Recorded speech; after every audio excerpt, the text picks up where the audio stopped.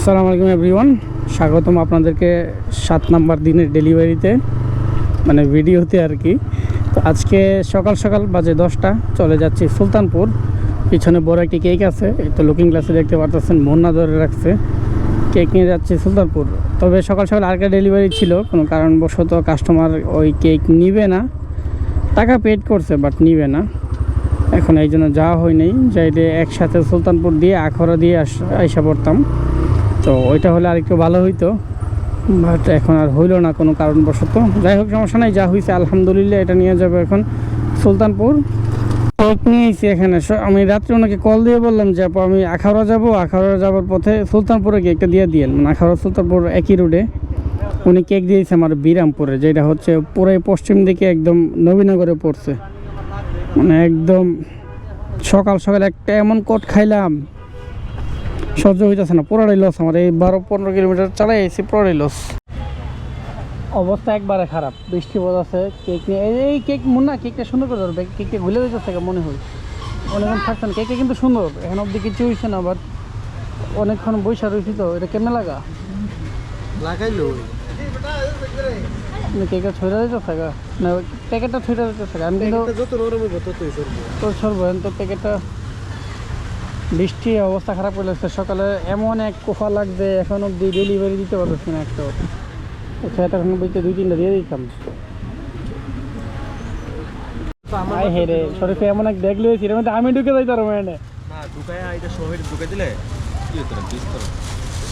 যাক একটা ম্যানেজ হয়েছে। ওরে ভাই আগুন, এখন বৃষ্টি হোক, একদম পারফেক্ট ছিল, বৃষ্টিতে ভিজাই দিলাম। ওই যে উপরে সুন্দর হলো কিন্তু। আচ্ছা এটা সব ব্যাগটা ঢুকে ফেললো না? হ্যাঁ, এটা সবাই দেখে ঢোকা, এটা এই সেটটা বল না, ব্যাগে ঢোকানোর সময় নাই। আবার মাত্র ডেলিভারি দিয়ে কমপ্লিট করলাম, বাঁচতেছে 1:15, 10টা বাজে বেরিয়েছিলাম। বৃষ্টিতে পাক্কা 2-3 ঘন্টা বসে রয়েছি ওখানে, মাত্র আইলাম এখানে। ডেলিভারিটা ঝামেলা হয়ে গেছে, গেছি গা এক কোনায়, এদিকে বরাবর চিন্তা করলে ওই দিকে গেছি গা। ওইখান থেকে আসতে প্রায় কত 40 মিনিটের মতো লাগছে। আজকের দিনটা একটু হতে গেছে।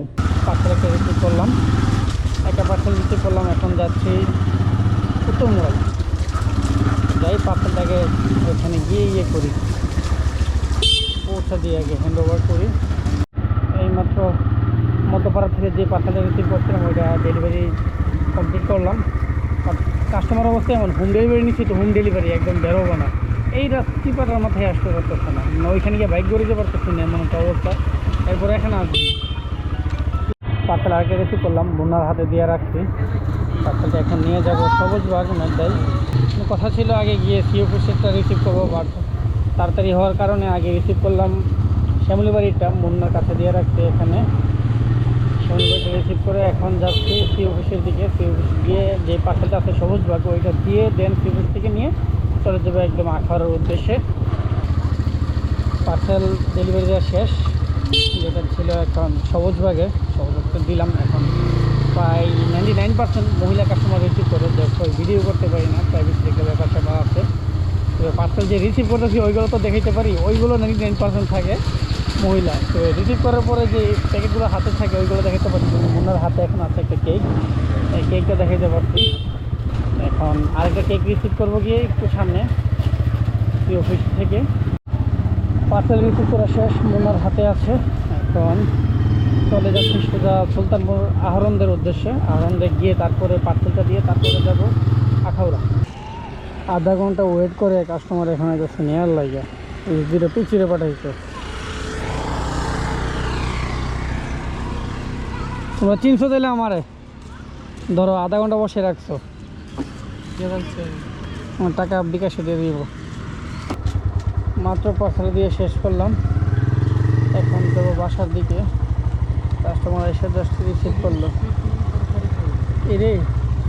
এডি কলেজ পাড়া।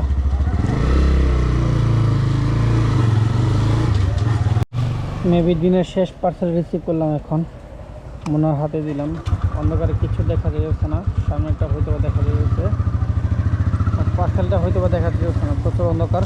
বাজতেছে প্রায় 8টা, যাবো এখন সরাই। আসসালামু আলাইকুম। আপনি ভাই অবস্থা খারাপ, এখানে চালাতে অবস্থা শেষ ভাই। তো আজকের মতো ভিডিওটা এখানে শেষ। ইনশাল্লাহ দেখা হবে কালকের ভিডিওতে। ওরে ভাই থেমে গেছে গা। নেক্সট ভিডিওতে না, কালকের ভিডিওতে ইনশাল্লাহ দেখা হবে। ভাই ভালো থাকবেন সবাই, আসসালামু আলাইকুম।